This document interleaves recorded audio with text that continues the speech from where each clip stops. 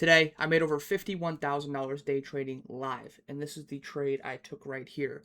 A simple one-to-one. Usually my R is a bit higher, but today's trade was a very much so compound take. And we'll be going over that. But before we go over the trade exactly, let's talk about my bias. Let's talk about what I thought about, why I took the trade where I did, and what caused me to take profit where I did. So, starting off coming into the open, it was pretty simple. Looking at price through ES and NQ, we had a pretty clear objective in mind. First things first, the low that we had put on ES was a very confident low I was in.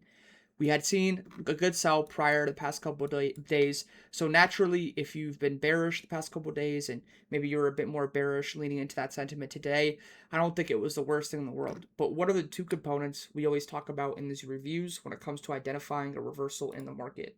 It's the low being put in place, and it's also the displacement that we get off the low. So for a bullish reversal, we see a strong low put in on ES here precisely as we take out a higher time frame internal low. Then we see price come back up here and start to displace through an overnight sequence. Most importantly and most impressively, when you see overnight price, which is component number 2 in identifying bias, you see price for the most part through London see a tremendous buy. A good buy sequence where we come up and we see a consistent push past these Asia highs and continuing on forward. We had a couple levels here that we drew up coming into the New York Open, and we did end up seeing price come up here and take those highs out. Coming into the Open through NQ specifically, I was a bit more bullish compared to ES because of the fact of our range. I talked about this at the top of the live stream where I live trade every single day, and you see marking out our high through yesterday's New York session, or excuse me, yesterday's New York session to the low that we had through Asia last night. You compare that, and you could see coming into the open where NQ was trading in contrast to what ES was trading at. If you do the same thing for ES here, you could see that ES is high to low around the open. At best, what we were trading at was we were trading at the midpoint of the range, right? So you see about at 9:30 a.m. Eastern Standard Time, so about right here, you see price come up here and you see price fill that hourly BPR. Then we see price essentially trade and consolidate for a bit at the half point of the range from the high to low. But with NQ at 9:30 a.m. Eastern Standard Time, we're much higher, right? We're seeing price trade all the way up here, which is about 70% or so inside this range, as opposed to ES being about 50% of this range. So coming into the open, what I looked for was good displacement on NQ after favoring NQ for the asset which was leading. Again, higher time frame, we put in a significant low through ES, and most importantly, we saw clear displacement through overnight price. Overnight price did not chop, it did not consolidate. What we saw is we saw a higher time frame low put in place, and we saw 2 sessions last night through Asia and London accumulate and distribute towards the upside, which is what you want, giving us a clear idea of what we wanted to see price do through the open. Now, all it is the opening range move, and clearly off the open, you could tell that NQ was very bullish. We see price open up and we have our biggest 5-minute candle through overnight price where we see price engulf up higher. This is a good indication for potentially what's to come in price. However, here's the one thing with today that was a bit of a tough battle, similar to the past couple days this week. Although we've seen good movement off the opens through New York, which I completely agree with, it's been a bit more difficult. Reason being, these movements are completely one directional entirely. So what I mean by that is we open up a lot of times and we see price just completely deliver towards the upside or the downside without a single retracement. We do end up taking a trade today after recognizing a bias and wanting to be risk on due to the fact that we had clear draw in PDH previous day high. However, we don't end up offering an entry until our only entry, which we ended up taking here through this time zone, right? So you see price off the open pump, and ideally I take a long, essentially at a point where I preferably would not like to take, which is very close into draw, but that was the only draw, or the only trade that offered, right? Off the open, it was just straight pump candles on NQ, NQ being the stronger asset.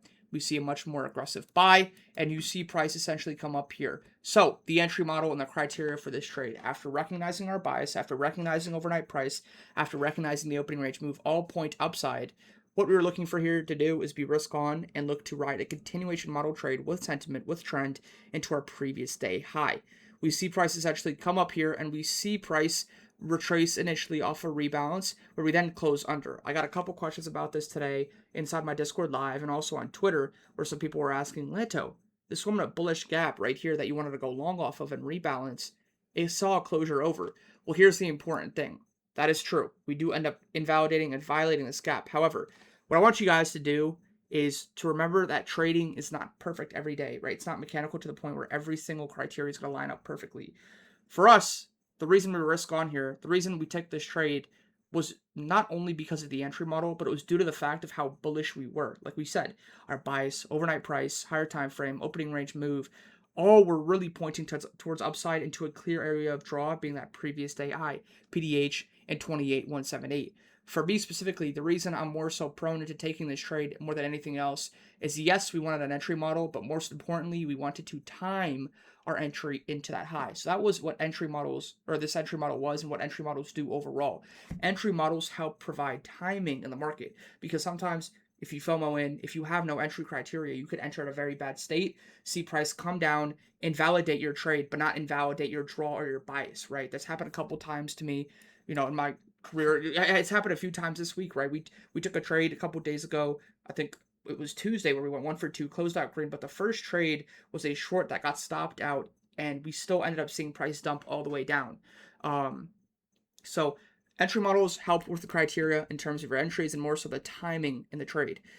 So we see price come down here. We see price close under this gap. But what we then do is we see price come back up and we see price reclaim over it. So as although we saw a closure below it and we saw price create a 1-minute bearish inversion fair value gap, what do we then do right away after?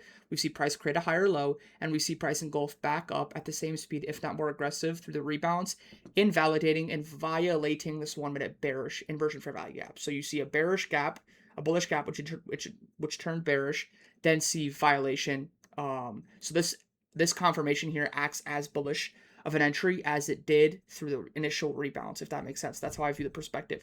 That paired up with the fact of how bullish we were and how risk on we wanted to be due to how clear our objective was here. We then put risk on here through our confirmation candle. We took this live in front of 100+ people where we saw price come up here and we saw price run PDH for a beautiful TP. The R on this trade wasn't phenomenal. It was about a 1.1, a 1R. Typically with an R of my mind, I usually trade about 1.5 to 2R plus for TP1. Today was a lot less because, again, we did not end up getting an entry until all the way up here, right? Off the open, we just pump. We did not end up getting our entry until here. And, this was the only entry into PDH the entire morning. That's what price has been doing a bit more consistently as of recently.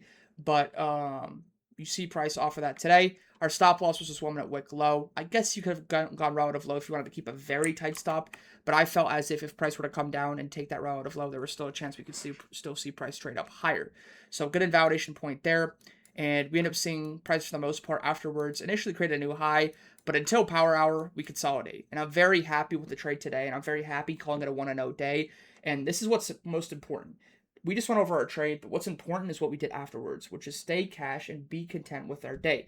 We've recognized that price as of recent in the past couple weeks, maybe couple months now, not traded the best state. So when we capitalize our trade, it's most important to know that you stay cash. Why? Well, realistically, already in typical good conditions, you maybe have an A+ trade 1 to 3 times a day. So in bad conditions, once you capitalize on your good trade and you see price run to draw, what's the likelihood you'll have as clear of a bias, as clear of a draw, and as clear as price sentiment again today, right? So just being realistic, we took our day for what it is and we simply moved forward. So that's pretty much that. That's the day. Hope you guys enjoyed this review, and I'm going to catch you guys in the next one.